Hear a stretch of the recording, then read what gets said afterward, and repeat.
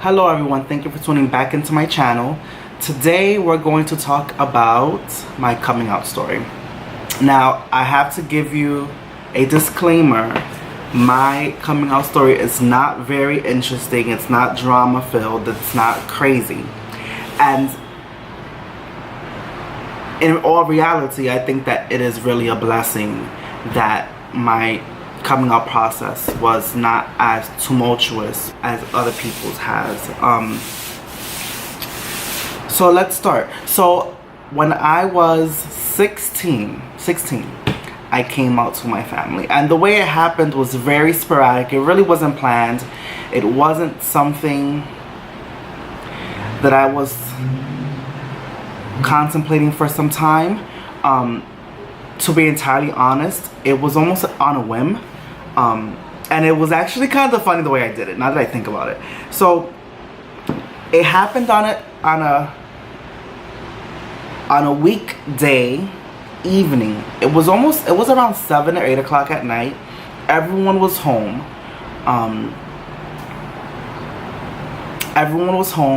And a friend of mine who I was talking to on the phone, I had come out to a couple of friends in high school, and one of my friends had said, you know, you should come out to your family, you should come out to your mom. And the person who, in the grand scheme of things, when I think about it, didn't give me the best advice, and I'll tell you why. The person said, you know, just tell your family, tell your mom, I'm pretty sure they're gonna be fine with it, they're gonna love you regardless. And I'm like, you know what, you're right, I'm gonna do this, and let's do it. So I didn't necessarily know how to say it out loud, and I think I guess you can say I took the easy way out, or what's that phrase when someone takes it easy back out? It's like I took a cop out or something. I don't know. Anyway, I took an index card, you know, one of the standard size small index cards, and I wrote on the index card, I am gay. 3 words, that was it, I am gay. And my mom was sitting in the living room. She was laying down on the couch watching TV.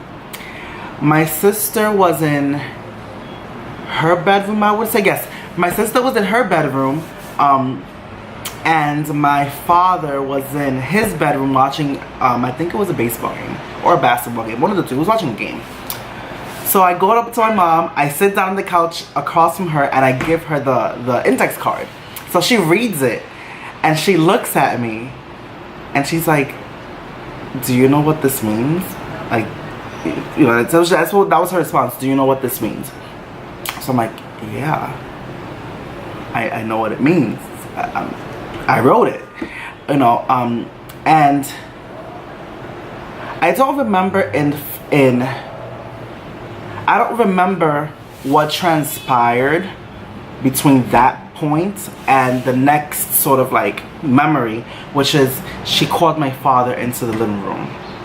She called my father into the living room. He comes over to the living room, and she hands him the index card. So I don't remember, I don't remember per se or verbatim. I don't remember verbatim what his response was when he read it, but I remember him asking, how do you know? And I mean, at that time I wasn't like, you know, annoyed or upset about his question, you know, and I simply responded, I just know. The same way you know that you aren't is the way I know that I am. And at that time, my mom was crying. It wasn't like she was like, you know, sobbing like, ah, you know, she wasn't freaking out, but she definitely had tears coming down her face, and yes, she definitely had tears coming down her face, and she was Wait, did she tell me? Now it's all fuzzy in my mind, because she explained why she was sort of like, not upset, but why she was concerned. Okay, so let's take it back. So my father was very supportive at that time. You know, he was like, you know, we will love you regardless. Sorry, my arm's itch. You know, he said, we love you regardless. Whoever you are, whoever you choose to be, we will always be your parents. We will always be here to, you know, support you. At that time, my mom was like quiet. Like, she was not saying one word. I'm like, I thought it was gonna be, you know, the other way around. I'm thinking my dad was gonna take it, you know, what's the word? My dad, I thought that my dad was going to be more, what's the term? I just thought that my dad was not going to handle it as good as he did in a way. I don't know how to explain it. And it has nothing to do with his personality. It's not that, it wasn't that in my upbringing, you know, there was a lot of homophobia. There wasn't at all. It's just the fact that when you come from a Latino household, Latino descent, there is that perception of machismo, and it's very real. So when you're coming out, you expect that the male figure in your life or in your household is going to react from a machismo lens, you know, sort of say. So that's why I thought he was going to have more of a difficult time, and it turned out to be the complete opposite. Like, my mom, it wasn't that she wasn't devastated, but she had her concerns, and I hear her now that I'm older, much wiser. I hear her concerns completely, because once I came out to them, I was engaging in things that I really had no business as a 16-year-old to be engaging in. I think I can safely say that I lost my virginity that same year. But that's neither here nor there. So after that episode happened, you know, after I told my parents, I went on to start telling family members. Like, I was telling my cousins. I was like, yo, this is the deal. You know, and they were like, you know, I don't remember if they said verbatim, we knew it. But you know that, like, everyone knew. You know what I'm saying? And, okay, so I'm gonna forward to about a week after that event happened, when I came out to my family, well, to my parents. I don't remember at what time I came out to my sister. Whatever. So a week later, I had, because at this time, when I had come out to my parents, I think I had a boyfriend at the time already, like a little boyfriend, which, now that I'm much older, the term little boyfriend does not apply at all, and that's another story. That's another story time. But, you know, okay, so forward to a week later, no, that's not how that went. Forward to a week later, I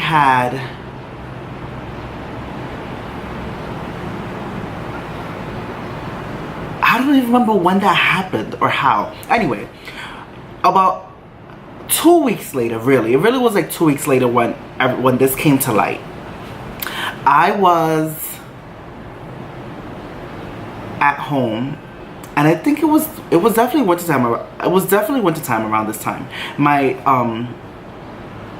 Yes, it was definitely wintertime. It was a Sunday. I remember very vividly. It was a Sunday. It was wintertime, and I was laying low.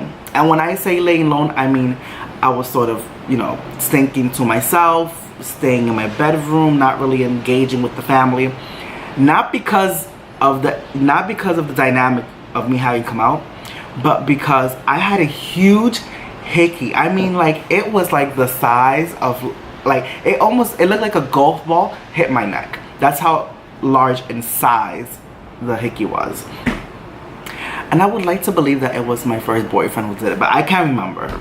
But I did have it. And, you know, there was so many, like, myths about how to get rid of hickeys. Like, some people would tell me, like, put toothpaste. I'm like, what? Like, I'm not, you know, take a spoon and, like, you know, smudge it out, so almost like to get the blood to spread out. Also do this, you could do the same thing with the Blistex. The one that was the most, I would say, harsh and painful, I was told to take a brush and literally like brush it out. I'm like, I mean, I'm not gonna front, I tried it, but I was like, that's too much, I'm not doing that. So I just did the old-fashioned way, okay? I let it fade out. And so I was doing so good for about a week. I kid you not. I was laying low. I was wearing sweaters. I was coming home and just relaxing and laying. And it was working perfectly because the family was sort of adjusting to this new information that was now out or whatever. And I don't know what the freak happened, but on this particular Sunday, I took a shower. I got out the shower, and I'm like, you know what? I think I'm okay. Like, I think for the most part, you know how when you have a hickey, it's like reddish, like almost like a reddish brownish. The red had faded away completely. It was really small in size, and I only had like, it was now like a very light brown. That's what it looked like to me. So I'm like, I'm fine, you know, as long as I sit in a certain side, like based on where people are sitting, I have to sit on a certain side so that the hickey is not visible from this side. Well, my mom with her big old eyes spotted it, and she's like, what is that on your neck? So here I am playing dumb. I'm like, what are you talking about? Like, I don't know what you're talking about. I don't have anything on my neck. She's like, you have something on your neck. She's not saying it's a hickey, but she knew what the hell that was. So she's like, come here. And I think my grandma was my grandmother was in the house at that time. Like, she was visiting. So she's like, come here. So she takes it to the bathroom, and she's like in the bathroom mirror. She's like, what is that? Like, that right there, what is that? So then finally she's like, is that a hickey? And I'm like, Ma, like, you know, trying to explain, like, you know. So then she goes into, okay, well, when did this happen? You know, and she's asking questions like, when did it happen? Where did it happen? And I literally, I had to make up a story, because I don't think that, I don't think they would have been able to bear the truth. That was like a double whammy in a month. So I was like, Ma, I went to a party, which was true, and that's where I got the hickey, which was false. And then I told her I got the hickey from a girl, which was false. And she knew it was a damn lie. So she's like, you know, like, what is going on? Like, are you confused? Do you need help? Do you want to go talk to a therapist? No, wait, no. Did she say, do I want to go talk to a therapist? I don't think that's what she said. But she did say, do you want me to buy you some porn magazines? That was what she told me. Do I want her to buy me porn magazines? And I was like, Mom, no, like, that's so awkward. And then she dropped it. And we were sort of like, okay after that. There were no, like, incidents. Not incidents, but there was never any, you know, like, stuff about. It was never mentioned again, in the sense that, you know, it wasn't brought up. I was never also like the type of person, when I was in my high school days, in my high school years, to like go out like clubbing and stuff. I did. I mean, at one time when I was 18, I turned 18, I went to this club. It was called Escolita. It was horrible. But I wasn't really like clubbing like crazy and stuff like that. So it wasn't like, to them, it didn't seem like I was engaging in any promiscuous behaviors. But trust me, I was. I was just find I just found ways around, you know, and I was very smart about how I did, you know, what I was doing. But I have to say, everyone was very supportive. My dad even told my grandparents, and I mean, everyone was just so very accepting. You know, when I had my after I came back home from college, and I had my boyfriend, and we were very stable. My ex right now, my entire family knew him. He would come to family functions. My grandparents knew him. They would ask about him. I mean, it was very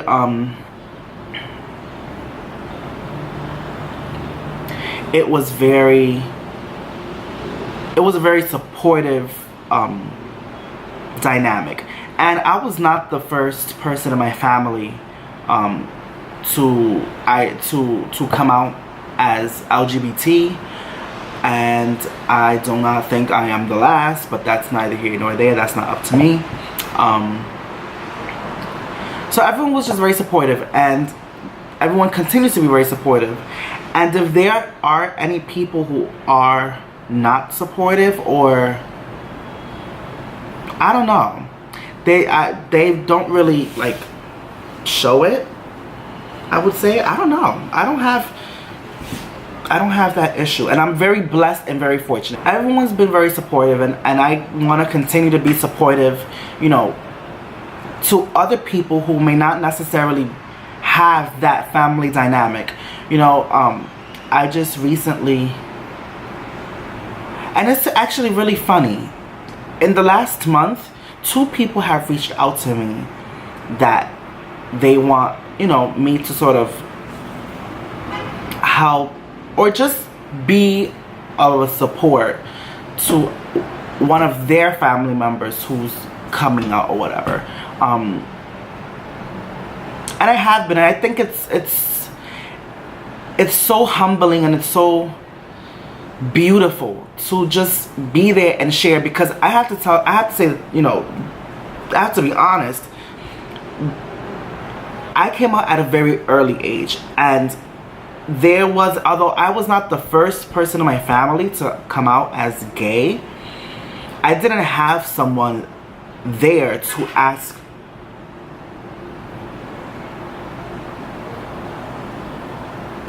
questions. Hold the phone.